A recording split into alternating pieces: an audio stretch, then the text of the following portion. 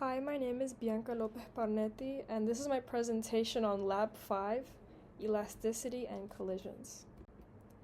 So the purpose of this lab was to compare the elasticities of collisions with two balls, the happy and unhappy ball. And I wanted to calculate how much energy was lost through each collision and use that to calculate and compare the coefficients of restitution, which effectively measures just how elastic each collision is. So the two main physics principles used in this lab dealt with elasticity and collisions, since I looked at how two balls collided with a table and how their varying elasticity meant more or less energy being transferred.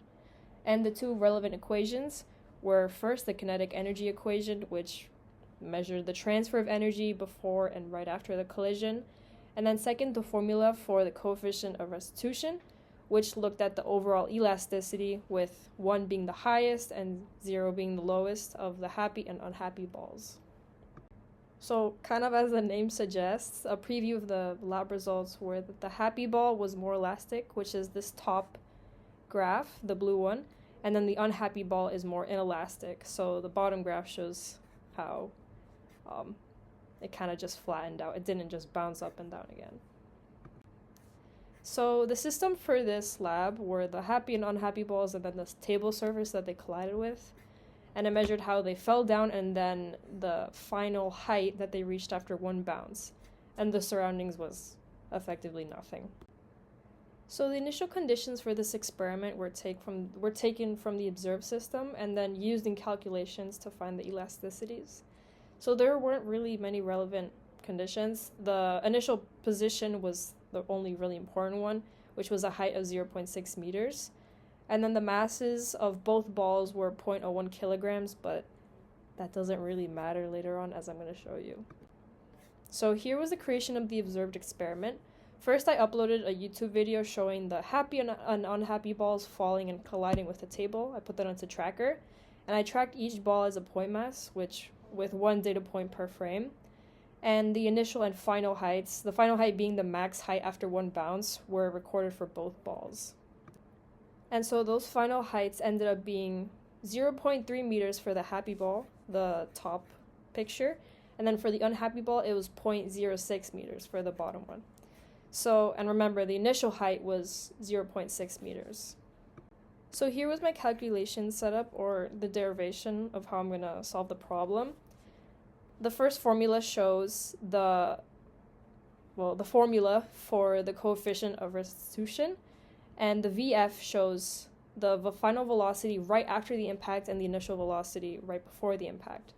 And so we can set that to being the kinetic energy right before the impact being equal to the potential energy of the initial height, and also the kinetic energy right after the impact being equal to the potential energy of the final height after the first bounce.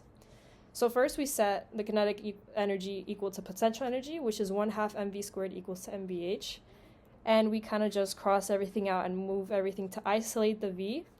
And then moving it back to the original equation for the coefficient of restitution, we just plug everything back in for the final velocity and initial velocity, and then we get a final answer of square root of the final height over the initial height. So then plugging everything back in, we can solve for the overall coefficient of restitutions for both the happy and unhappy balls. We plug in the final height and then the same initial height, and we get a value of 0.707 for the happy ball, meaning that it was a lot more elastic and that it lost less kinetic energy.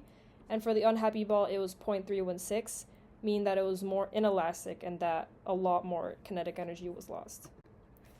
So similarities and differences between both balls. So both balls experienced some loss of kinetic energy after colliding, since neither were perfectly elastic. And so both of them were inelastic to some extent, since the change in kinetic energy for both were not equal to 0.